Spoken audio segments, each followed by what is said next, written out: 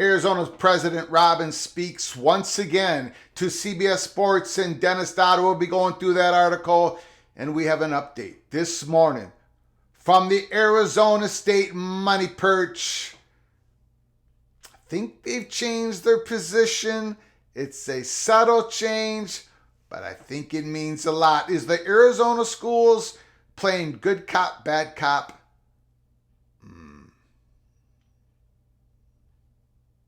Welcome to episode 179 of College Football's Peek Around the Corner with your host, Greg Pflugar. We cover everything in college football because we love everything in college football. And if you do as well, if you need a little bit of college football content to get you through the days, to get you through the nights, well, subscribe to our channel. Smash that like button if you like our content. Share the video with your family and friends. Let's not waste any more time. We'll first talk about Arizona, then we'll talk about Arizona State. Okay, let's get to the Dennis Dodd article that was released this morning. Nothing to suggest. New Pac-12 media rights deal is near with 15 months left on current contract. Again by Dennis Dodd, CBS Sports. Arizona President Robert Robbins leaves Tuesday for a trip to Kazakhstan. He doesn't return until the second week of April. In what has become a long, drawn-out pursuit of a media rights deal for the Pac-12, that trip seems ill-timed. Except it's not. Robbins is the one who recently made waves, setting a soft April 15th deadline for the Pac-12 to at least present a financial estimate that the 10 remaining schools could contemplate, then accept or reject. Not that it was a threat, but his remarks a couple weeks ago reflected at least a certain anxiousness. Now, I've heard nothing to suggest a deal is imminent, Robbins told CBS Sports this week. Now, this is not the money shot part of this article. That comes up later. I have heard nothing to suggest a deal is imminent, Robbins told CBS Sports this week. There's all these things about, well, we want to wait until after the Final Four. That has nothing to do with it. It has to do with assessing who is the right fit, who assesses us. Interesting comments. Back to the article. I hope Commissioner George Kliavkoff, I hope gets something done sooner rather than later so that the whole thing stops, so we don't have to focus on it. But I'm perfectly willing to sit here and wait. Arizona is perfectly willing to sit here and wait. But there may be another school that is not willing to wait on and on and on. Back to the article. The best way to sum up the Pac-12's deal-making status at the moment. Not close, but hopeful.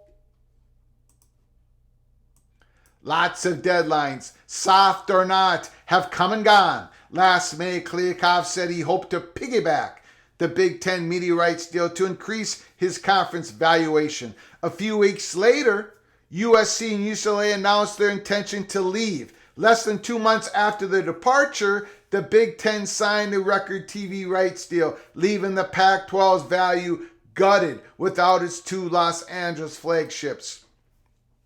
In October, the Pac-12 went to the open market after an exclusive negotiating window with ESPN and Fox expired. Multiple sources continue to tell CBS Sports that Fox remains out of the bidding. ESPN is still believed to be interested, along with at least one streaming provider. Other than that, what are the Pac-12's linear broadcast cable options? It has been suggested NBC could be a possibility, but it would likely feature games only on its non-broadcast properties, U.S. network cable and or Peacock streaming. Robbins reiterated to CBS Sports that the majority of the Pac-12 games will be on a linear platform, a significant claim. And there, ladies and gentlemen, is the PATC money shot in the CBS article from Dennis Dodd. Robbins reiterated to CBS Sports that a majority of Pac-12 games will be on a linear partner, not 50-50. Majority. He's doubled down on it. He's tripled down on this. The benchmark that Robbins has set for the Pac-12, George Kliavkoff, is quite high. We'll get back to that when we're done with the article.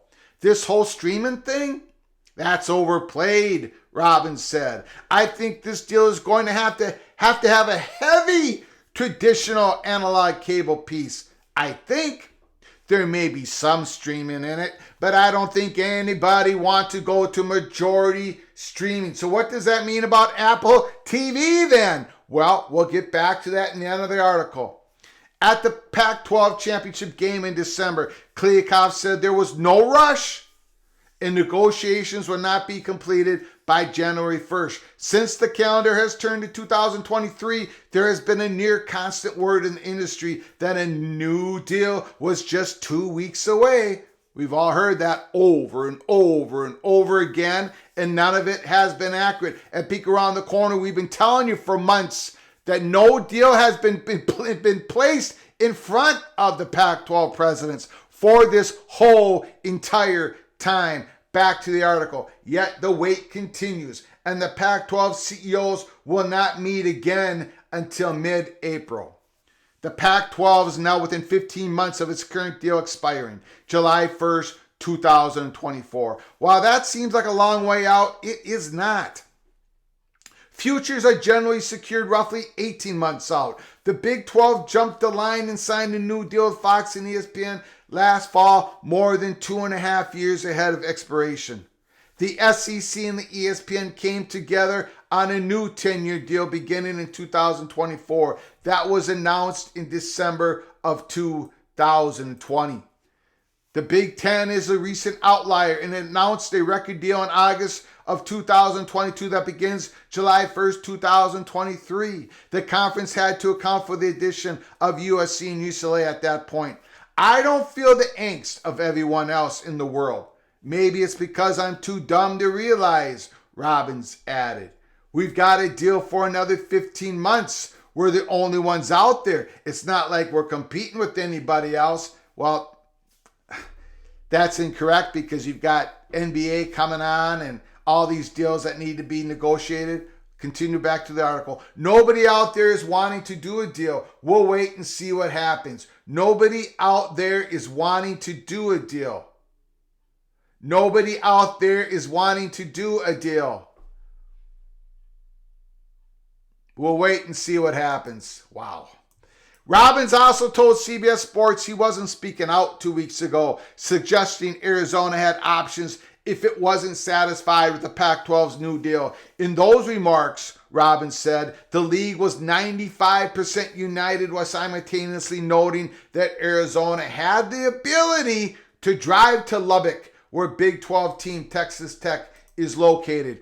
It wasn't because I was emboldened, because we have options, Robbins said. There is no deal or agreement where if everything blows up, we've got someplace to go.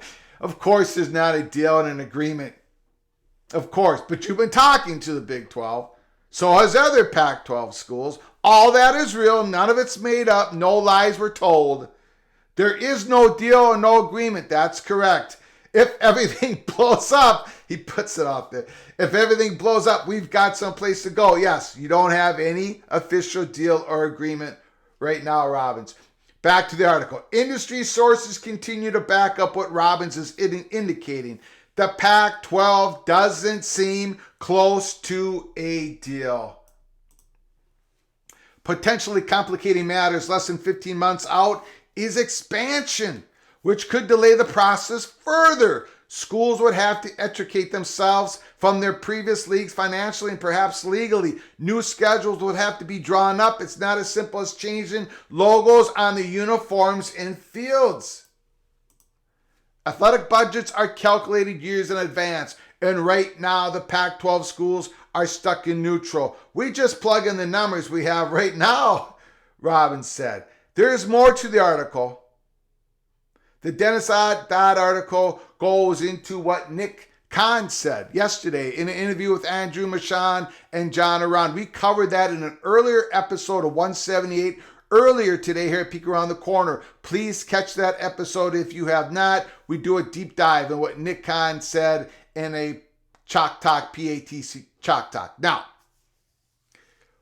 I want you to put down your thoughts and your comments in the comments section below, because I'm about to give you mine in regards to Arizona. Then I got to get to the Arizona State piece. Arizona President Robbins, no deal's close. He said it, no deal's close. But he's put that benchmark way up there that the majority has to be a heavy cable linear package. Not all streaming. So what does that say about Apple TV? We remember 11, 12, 13 days ago, Peek Around the Corner, reported to you all that there was steam that Apple TV was out. Are they out? If they're not out, why would they be in? You're not going to get Arizona on board with an Apple TV heavy streaming deal.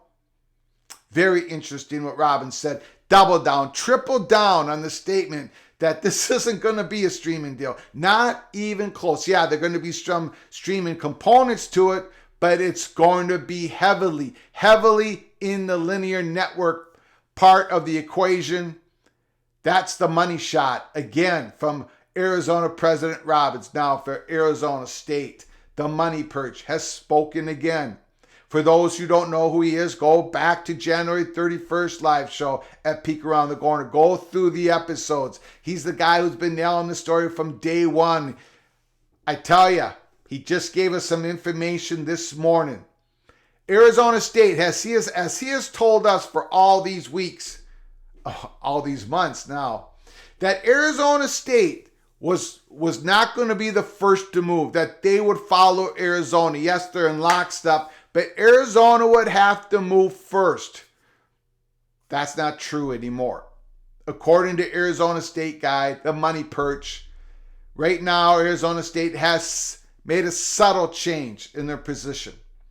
You see, Arizona State committed to the Pac-12, wants to stay in the Pac-12. But unlike Robbins, the Arizona president, they are not going to wait forever. They're not going to wait around forever. No more, no longer. Remember, the Arizona State money perch has told us from January 31st all the way up until now, there has been no deal presented to the Pac-12 presidents. None. The numbers last week, the numbers before that, the so-called deals before that, the week after that, Arizona State money perch kept telling us and telling you all that none of this is real. It has nothing. There has been nothing, no comprehensive plan. There is nothing to hash out. And now Arizona president just said today, yeah, we're not even close. So the Arizona State money perch has been dead on. He's been nails throughout this whole saga. And this morning, he's told us a subtle position change for Arizona State. They won't wait for Arizona. They could possibly be the first school out. Now, they'll probably move in lockstep. But no longer will Arizona State wait for Arizona if they feel that there's nothing coming down the way for them to sign a deal in the Pac-12, to stay in the Pac-12. They want to stay in the Pac-12. But my goodness, they might be forced to leave the Pac-12. That is a subtle change, but a significant one, because it's been consistently told to us from the Arizona State money perch, who's been dead on for years, by the way, before this story came about, that Arizona State was always going to wait for Arizona to move first. That is no longer the case. The floodgates have been smashed open. Now is someone going to go through it? We shall see. We shall see. Can George Kliavkoff get a deal that he thinks he can get the 10 votes? He can get the 10 Pac-12 presidents to sign on. Can he get a deal done here by the middle of April? Third week in April? End of April? Some schools, the one in particular, are not going to wait around forever. There is too much at stake. The front porch of the university. Until next time, from all of us at PATC to all of you, please, you all take good care of each other. Thank you so very much.